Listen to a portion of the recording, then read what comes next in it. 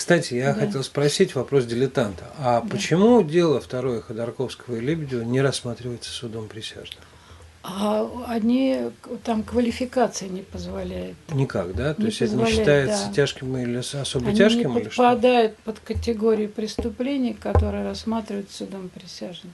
Если... Я знаю, насколько выше стандарты доказанности в суде присяжных. Я постоянно с этим имею дело, я очень в это погружена. Ну и самая большая проблема – это зависимость. Судьи зависят от председателей. Председатель, в свою очередь, зависит от других ветвей власти. Но зависимость судей – каким это образом? факт. Каждый судья, сейчас они достаточно хорошие зарплаты получают. И они связали свою судьбу с судом. И, естественно, им очень важно, в общем-то, продолжать нормально, спокойно работать, им не волноваться о завтрашнем дне. Потому что там существуют и пенсионные, то есть какие-то социальные у них еще существует школа, привычки. Социальные какие-то, ну как... Я имею в виду то, от чего тяжело отказываться, от тех подходов, которые у них были всю жизнь. И какие-то социальные там вопросы у них хорошо решаются. И, конечно же, каждый судья знает, что стоит ему стать неугодным, и его полномочия будут председатель суда. Неугодным кому? Неугоден, например, председателю или другим ветвям власти, которым председатель, назначение которого зависит от других ветвей власти. А дальнейшее продвижение зависит от того, будет его председатель рекомендовать на дальнейшую деятельность в суде или не будет. Причем председатели не обязаны были мотивировать. Скажем, председатель не считает, что нужно дальше его рекомендовать, и совсем ему не надо было ни мотивировать, никак решать этот вопрос. И это приводило, сейчас я закончу мысль, это приводило к тому, что фактически отфильтровывались, это правило было фильтром для отбора угодных судей.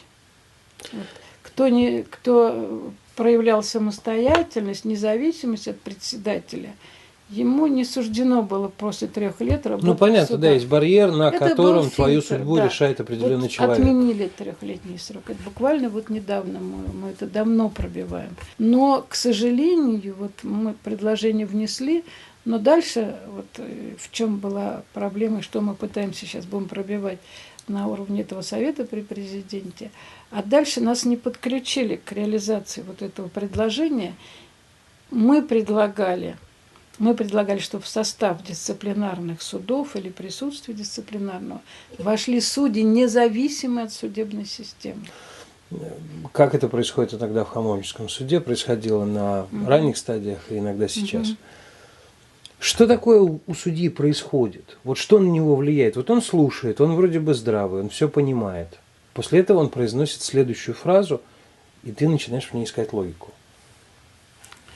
Я думаю, что ведомственные установки на самом деле. Что у нас такое высокое качество следствия? Вовсе нет.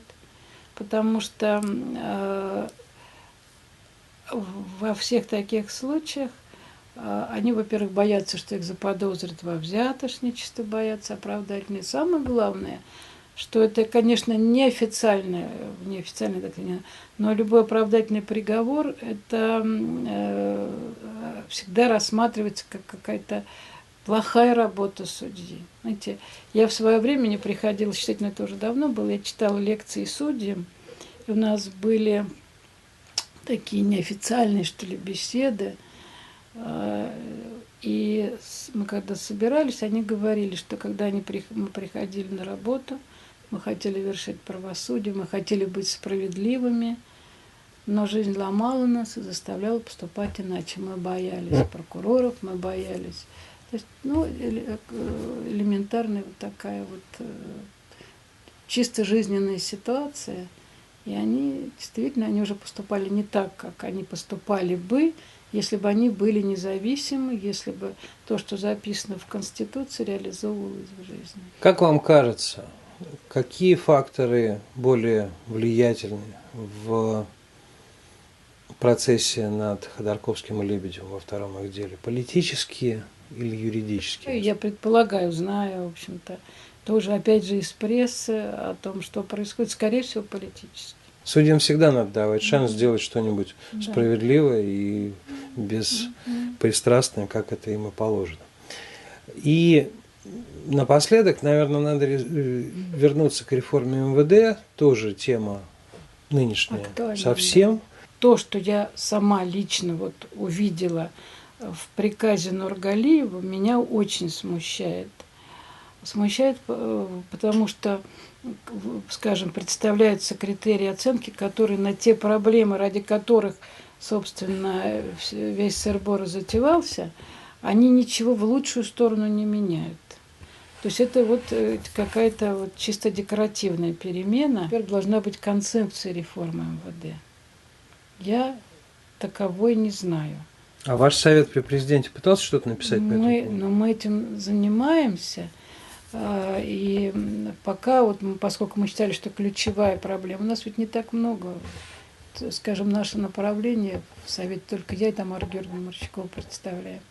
Вот, но мы сколотили рабочую группу. Да. В интернете высказывается мнение самыми разными людьми, умеющими очень грамотно, складно писать и выражать свои мысли, что после анализа ими последних событий, связанных с МВД, как и событий, исходящих от МВД, им кажется, что 1,5-миллионная вооруженная, одетая в серую форму армия, очень хорошо чувствующая себя в условиях такого теневого бизнеса, почувствовала давление и на самом деле ощетинилась. Именно поэтому увеличилось количество срывов, самоубийств, именно поэтому, может быть, эта штука не реформируется, потому что как подойти к вот такому количеству людей, осознающих себя сильными и причем находящимися сейчас под напряжением? Проблема непростая. Наверное, так просто на нее ответить невозможно. Я говорю, опять же, нужны исследования, нужна какая-то концепция вообще, чего мы хотим от милиции, вообще какие задачи она в конце концов должна решить. А кто должен захотеть все это от милиции? Ну, для начала общественность. То же самое гражданское общество, но сейчас этим очень озабочено. Сейчас очень возбудилось гражданское общество, и мы все в это пытаемся включаться и изучаем опыт сейчас западный. И может ли верховная российская власть воспринять этот волны от общественности? Без волевого решения ничего не будет. Ну, давайте надеяться на то, что ваши программы, я напомню, что Марфа Федоровна Полякова еще и председатель правления региональной общественной организации «Независимый экспертно-правовой совет», что ваши программы этой организации и ваша деятельность в Совете при президенте по укреплению гражданского общества, что они как-то будут воздействовать. Огромное спасибо за то, что пришли. Мы обсудили, наверное, одни из самых важных сейчас тем. Я говорю не только о процессах в Страсбурге и в Хамовническом суде Москвы, но и реформы МВД, состояние судебной системы и возможный свет в конце туннеля, о котором вы говорили. Это была Марфа Федоровна Полякова, а вел программу «Территорию гласности» обозреватель и корреспондент «Радио Свобода» Данила Гальперович.